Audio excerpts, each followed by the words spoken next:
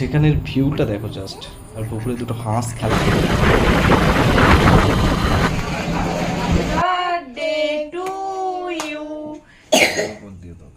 Hello friends, good morning. আশা করি সবাই ভালো আছো আর আমিও ভালো আছি। এই যে দেখতে পাচ্ছ, আমি সকাল সকাল রেডি হয়ে বেরিয়ে পড়েছি। কারণ হচ্ছে বোনের বাড়ি যাব। ভাগ্নি বারবার রিকোয়েস্ট করছিল আসার জন্য, কারণ আজকে 19শে জুলাই, আজকে আমার বার্থডে। আর তার জন্য বাপি আমাকে স্টেশনে ছাড়তে গেল। আর তারপর আমি সোজা চলে গেলাম টিকিট কাউন্টারে, কারণ টিকিটটা কাটতেই হবে, নাহলে টিটি ধরলে তো অবস্থা খারাপ। তো সেই কারণে আমি আগে টিকিট কাউন্টার থেকে টিকিটটা কালেক্ট করে নিলাম। তারপর চলে গেলাম প্ল্যাটফর্মে। এই যে দেখতেই পাচ্ছ, আর সেদিনকে এত জোর রোদ্দুর উঠেছিল, মাথা ফাটিয়ে দিচ্ছিল পর্যন্ত।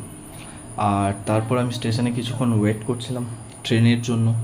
তো ট্রেন আসার জন্য ওয়েট করছি। এই যে তারপর ট্রেন আসার পর আমি ট্রেনে উঠে পড়েছি। আর তারপর আমি বর্ধমান স্টেশনে গিয়ে নামি। আর বর্ধমান স্টেশনে নামার পর এতটা ভিড়, আমি উঠতে গেলাম চলমান সিঁড়িতে, মানে এসকেলেটারে উঠে যাওয়ার জন্য। তো সেখানে এত ভিড় ছিল, সেখান থেকে আমি ব্যাক করে সোজা চলে এলাম ওই প্ল্যাটফর্মে একটা লিফট ছিল, সেই লিফটে করে যাওয়ার জন্য। তো সেখানে গিয়েও দেখি ভিড়ে ঠাসা, কারণ সেখানে গিয়েও আমার কোনো চান্স হবে না। এই যে দেখতেই পাচ্ছ কতটা পরিমাণ ভিড় রয়েছে। তো সেখানে আমি কিছুক্ষণ ওয়েট করলাম, যদি চান্স হয়। তো দেখলাম না, এখানে কোনো উপায় নেই, তো এত ভিড়ের মধ্যে যাব না, আর আমার চান্সও হবে না। সেখানে দেখলাম পায়ে হেঁটেই সিঁড়িতে উঠতে হবে। আর সেখানেও গিয়ে দেখি ভিড়ে পুরো ঠাসা। তো তারপর আমি কি করলাম, যে ওই ভিড়ের মধ্যে দিয়েই আমাকে উঠতে হবে। তো কারণ হচ্ছে আমার ট্রেনের টাইম আছে। তো সেই কারণে আমি মোটামুটি ভিড় ঠেলে উঠে গেলাম প্ল্যাটফর্মের উপরে। আর তারপরে দেখলাম যে মোটামুটি যখন আমি প্ল্যাটফর্মের উপরে উঠি, তখন বাজে প্রায় 9টা, আর আমার গাড়ি হচ্ছে 9:14। এই যে দেখতে পাচ্ছ 9টা। তো তারপর আমি গেলাম আবার বাইরে, স্টেশনের বাইরে, কারণ একটু চাটা খেতে গিয়েছিলাম। তারপর এসে দেখলাম আমি বারবার ট্রেনের জন্য ওয়েট করি, এখন দেখছি ট্রেন আমার জন্য ওয়েট করছে। তো তারপর কি করলাম, ট্রেনের সামনে দিয়ে গিয়ে উঠলাম, এই যে এই কামরাটায়, কারণ সামনে দিয়েই আমাকে নামতে হবে। তো তার জন্য সামনে গিয়ে উঠে বসে পড়লাম ট্রেনের মধ্যে। এই যে দেখতেই পাচ্ছ, বসে গেছি। তারপর ট্রেন চললো নিজের গন্তব্যে, আমিও নেমে পড়লাম আমার গন্তব্য স্টেশনে। এই হচ্ছে নেমে পড়লাম, এটা হচ্ছে শক্তিগড় স্টেশন। তারপর প্ল্যাটফর্ম থেকে বেরিয়ে যাব। तू मेरे से प्यार करती है या नहीं करती ये बता दे तू बस। তারপর গেলাম হেঁটে হেঁটে একটা দোকানে, ভাগ্নির জন্য কিছু নিতে হবে। তো সেই কারণে ভাগ্নির জন্য গোটা দুই তিন ফ্রুটি আর কিছু ডেইরি মিল্ক নিয়ে নিলাম। তারপর চলে গেলাম বোনের বাড়ি। এতটা পরিমাণ ঘেমে গিয়েছিলাম, কারণ গরম ছিল প্রচণ্ড হারে।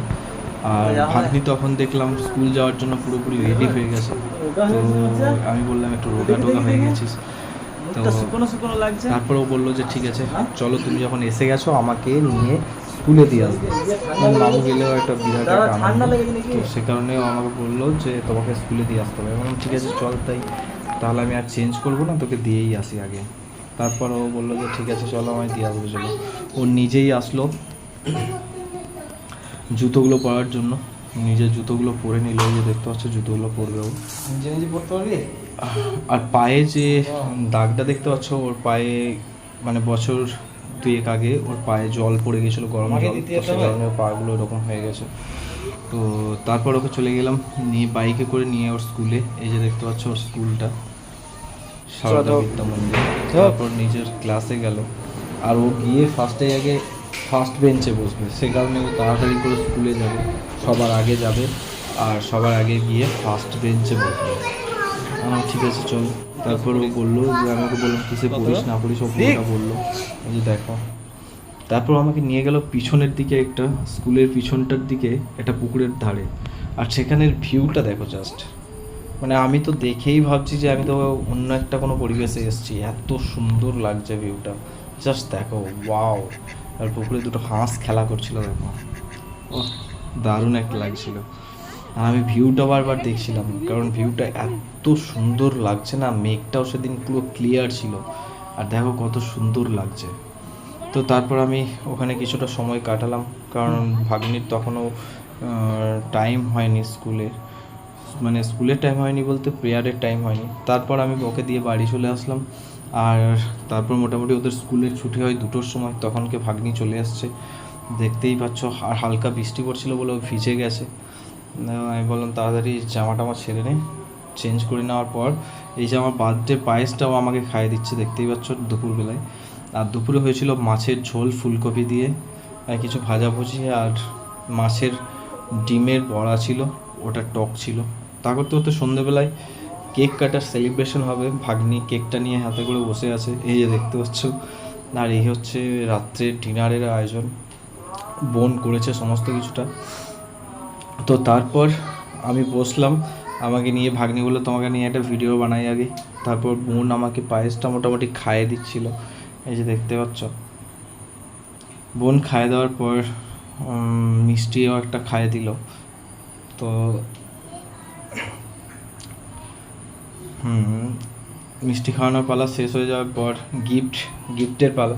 তো এই গিফট আমাকে দিয়ে দিল, এই যে দেখতে পাচ্ছ একটা শার্ট আর একটা প্যান্ট, ঠিক আছে।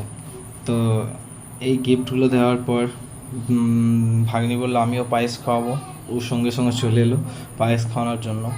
এসে দেখো এত পাকা স্টাইল, দেখো শুধু জাস্ট আমাকে পায়েস খাইয়ে দিল। তো পায়েসটা খাওয়ানোর পরে কেক কাটার পালা। তো এই যে দেখো মোমবাতিগুলো ধরানো হচ্ছিল, আর যেহেতু ফ্যান চলছিল, ফ্যানটা বন্ধ করে দেওয়ার পরেও যে হাওয়াটা ছিল সেটার কারণে এরকম হচ্ছে। তো আগুনটা জ্বলছে দেখতে পাচ্ছ, এই যে দেখো এটা হচ্ছে কেক বার্থডে, বেশ সুন্দর লাগছিল কেকটা। তো যাই হোক, এই হচ্ছে বার্থডে সেলিব্রেশন ছোট করে, তার সঙ্গে সবাই মিলে বসে কেকটা কাটা হবে, এই যে দেখতে পাচ্ছ। Happy birthday to you. Happy birthday dear Dada. মোমবাতিগুলো নেভানোর পরেও অটোমেটিকলি জ্বলে যাচ্ছিল, কারণ হচ্ছে এটা ম্যাজিক মোমবাতি। এই যে দেখো একে একে জ্বলে যাচ্ছে, দেখো এই যে দেখো সবগুলোই জ্বলে যাবে, এই যে দেখো। দ্বিতীয়বার আবার আমাকে নেভাতে হবে, তারপর কে হয় সেটা বল। মানে ওই সলতেগুলোকে মোটামুটি হাতে করে চিপে দেওয়ার পরে এগুলো ঠিক হবে। এই দেখো দেখতে পেয়েছো, Magic এগুলো। তারপর আবার নেভানোর নেভাতেই পারছিলাম না, বারবার নেভাচ্ছি আর আপনাতেই চলে যাচ্ছিল। তো তারপর মোটামুটি কেক মাখামাখি হালকা করে, কারণ বেশি মাখালে আমার মুখে আবার র্যাশ ট্যাশ বেরিয়ে যায়, ক্রিমটা খুব স্যুট করে না আমার। তারপর ভাগ্নিও মাখিয়ে দিল এগুলো করে, আমি ওটা হাতে ধরেই আছি যে কাকে খাওয়াবো, ভাগ্নিকে ফার্স্টে খাওয়াবো। তো তারপর ওকে আমি খাইয়ে দিলাম কেকটা।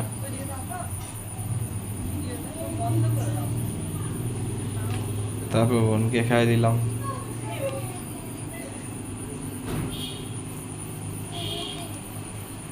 যাই হোক, ভাগ্নি আবার আমার মুখে লাগানোর জন্য, আমাকে খাওয়ানোর জন্য নিল।